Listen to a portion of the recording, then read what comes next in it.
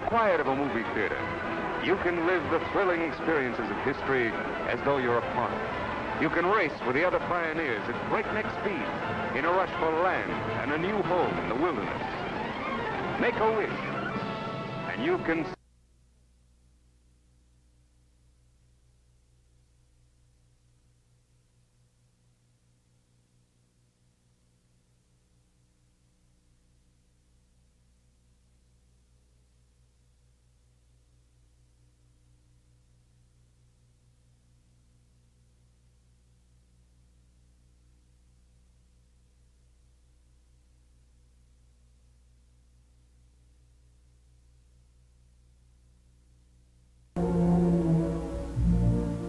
But the men who have already found $700 million in these hills had no scientific equipment or engineering degrees.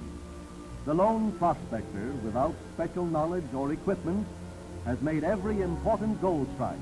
And this type of prospector still wanders through the Sierras, following in the footsteps of those who found the Comstock lode or made the Tonopah strike.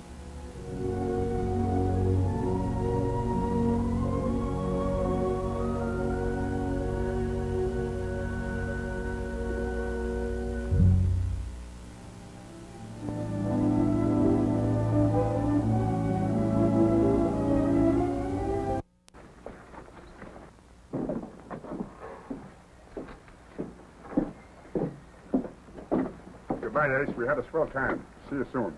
So long, Ace. So long, boys. Good luck. Good luck to you. Bye, boys.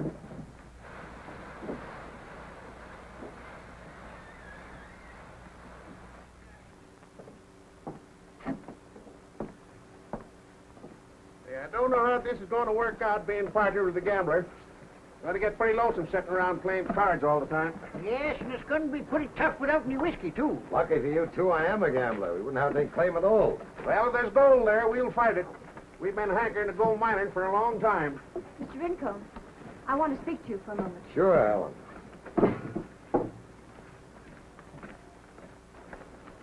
We need help. We'll be all right.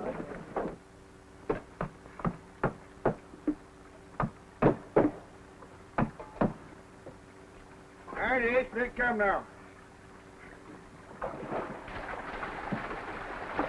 Hey, wait a minute. Hold it. Hold it.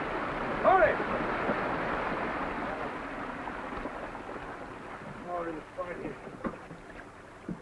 You think you're going to get away with this lawyer business? Sure. That's what they had to do at Skagway. Well, me ain't got no use for lawyers. No, me neither. You remember Cripple Creek? Yeah, we shot 6 claim jumpers there. Yeah, you'll probably have to do the same thing here, too.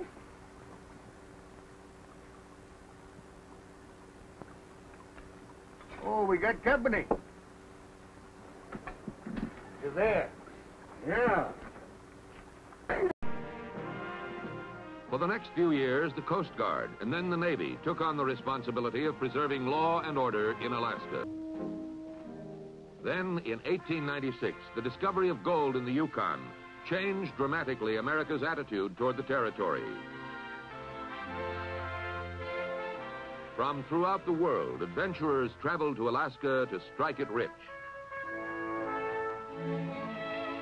The great gold rush enriched Alaskan folklore with colorful names and legends that still live in the far north.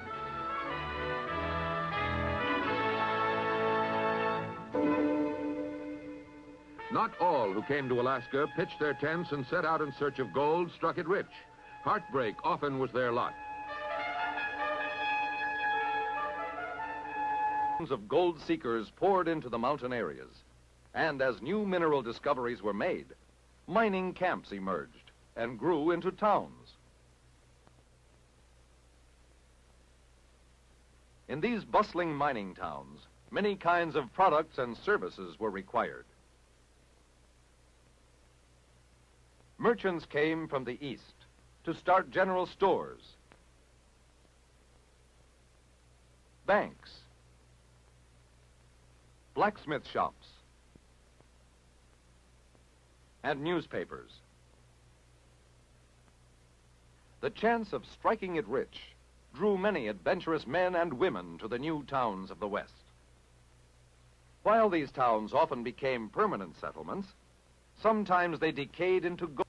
It was the mineral wealth of the West that first brought large numbers of men into this vast region.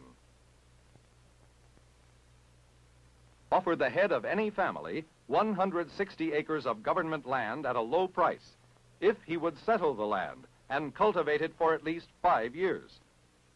With the passage of this law and other laws, farmers, the most permanent of pioneer groups, would come into conflict with the cattle industry, as many thousands of families began the move westward.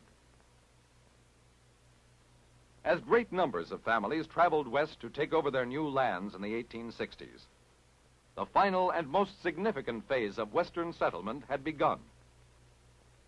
Hope ran high among these settlers that this new land would bring them wealth and security, but for many enthusiastic pioneers, hope would turn to disappointment. They would find, because of the lack of water, that 160 acres was not enough land for making an adequate living in the West. Settlers would have to develop the skills of dry farming. Later laws would help the farmers by giving them more land.